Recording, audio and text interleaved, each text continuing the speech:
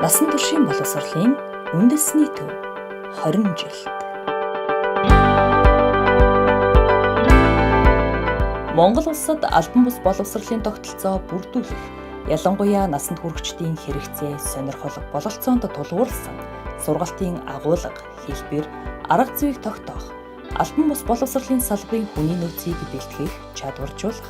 материаллык бааз бий болгох зорилгоор 1997 онд албан бус боловсролын төв байгуулснаас хойш 20 жил өнгөрчээ.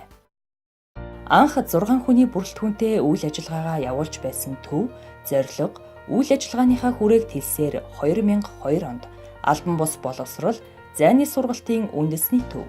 2012 онд насан туршийн боловсролын үндэсний төв болон өргөжсөн түүхтэй. Үндэсний төв нь иргэдийн сурах хэрэгцээг тодорхойлох, судалгаа хийх, тэдэнд зориулсан сургалтын хөтөлбөр агуулга, арга зүйг боловсруулах, сургалтын материал боловсруулах, сургалт зохион байгуулах, үндэсний хэмжээнд сургалтын орчин бүрдүүлэх, орон нутгийн насан туршийн боловсролын төв нэгжийг арга зүйн удирдлагаар хангах, хүний нөөцийн мэргэжлийг дээшлүүлэх, хүн амын тасралтгүй боловсролын хэрэгцээг хангахад зайны сургалтын орчин үеийн аргыг хэрэглэх, бодлогын баримт бичиг боловсруулах, эрх зүйн орчин бүрдүүлэх чиглэлээр үйл ажиллагаагаа зохион байгуулж ирлээ. Өнгөрсөн 20 жилд албан бус боловсролын тулгамдж буй асуудлуудыг шийдэх бодлого, эрх зүйн 30-аад баримт бичиг гарснаар Монгол улсад албан бус боловсролын бүтэц үндэсний тогтолцоо бүрэлдэж, иргэд гэртээ, ажлын байранд, малын бэлчээрт байхдаа хэрэгцээт мэдлэг боловсролоо эзэмших нөхцөл бий боллоо. Монгол улсын засгийн газраас албан бус боловсролын тогтолцоо, салбарын үйл ажиллагааг дэмжсэн үндэсний хөтөлбөрүүд хэрэгжснээр сургалтыг зөвхөн анги танхим, хичээлийн хэлбэрээр зохион байгуулдаг байсан хуучин ойлголт өөрчлөгдөн, иргэдийн боловсролын хэрэгцээг хангах дэлхийн нийтийн боловсролын шин чиг хандлага Монгол улсын боловсролын салбарт бий болсон юм. Албан бус боловсролын хүрээнд 10-аад онол арга зүйн судалгаа хийгдэж, бичиг үсгийн, дүүцсэн хөтөлбөрийн, амьдрах ухааны сургалтын агуулга, арга зүй, ялангуяа насанд хүрэгчдийн болон холимог бүлгийн сургалтын арга зүй бий болж өргөн хэрэглэгдэж байна.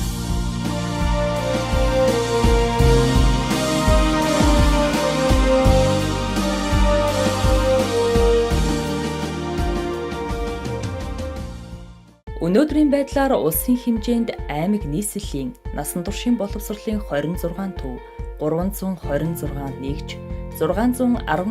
ажилтан байгаагаас 452 насан туршийн боловсролын багш хүн амд насан туршийн боловсролын үйлчилгээ үзүүлж, мэдээллээр ханган, сургалт сурталчилгаа явуулан, орон нутгийг хөгжүүлэхэд иргэдийг идэвхтэй оролцуулах үүрэг хүлээн төрийн болон төрийн бус байгууллага, төсөл хөтөлбөрүүдтэй хамтран ажиллаж байна. Өнгөрсөн хугацаанд насан туршийн боловсролын үндэсний төв, олон улсын төсөл хөтөлбөрийн санхүүжилтээр салбарын хүний нөөц бэлтгэх сургалт 225 удаа зохион байгуулж, давхардсан тоогоор 7417 насан туршийн боловсролын багш бэлтгэн чадваржуулсан байна. Нэгдсэн үндэсний байгууллагын ерөнхий ассамблеийн 57 дугаар чуулганаар Монгол улс нэгдсэн үндэсний байгууллагын бичигтэн болох 10 жилийг санаачлагч орн болсноор бичиг үсэг тайлагдаагүй 15-аас дээш насны хүн амын тоо 2010 онд 2.2-оос 1.7% болтлоо буурсан юм. Өнгөрсөн хугацаанд бичиг үсгийн шат шатны сургалтанд давхардсан тоогоор 168807 хүн хамрагдсны 62.2% нь бичиг үсэг тайлагдсан байна. 20 жилийн хугацаанд сургууль завсардсан 177766 хүүхэд, залуус, насанд хүрэгчид боловсрол нөхөн олгох дүүцсэн хөтөлбөрийн сургалтад хамрагдсны 29.8% нь суур болон бүрэн дунд боловсролын гэрчилгээ авсан бол 35% нь бага боловсрол эзэмсэн юм. 1997 оноос хойш өнөөдрийг хүртэл улсын хэмжээнд насанд хүрэгчдийн дунд 11360 удаагийн сургалт зохион байгуулж 950,888 хүнийг хавруулсан байна.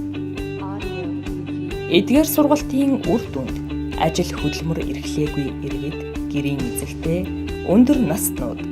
өөрийн амжиргааны түвшнийг дээшлүүлэх, амьдралын чанарыг сайжруулах, мэрэгшүүлэх сургалтад хамрагдсаар байна. Өнгөрсөн 20 жилд альч насныхад тохирсон орон зай, цаг хугацаанаас үл хамаарах уян хатан, нээлттэй, хүртээмжтэй боловсролын үйлчилгээний шинэ хэлбэр өөрийн өнгө төрхөө олж хинж, хизээж, хаанч, насан туршдаа тасралтгүй суралцах боломж бүрдсэн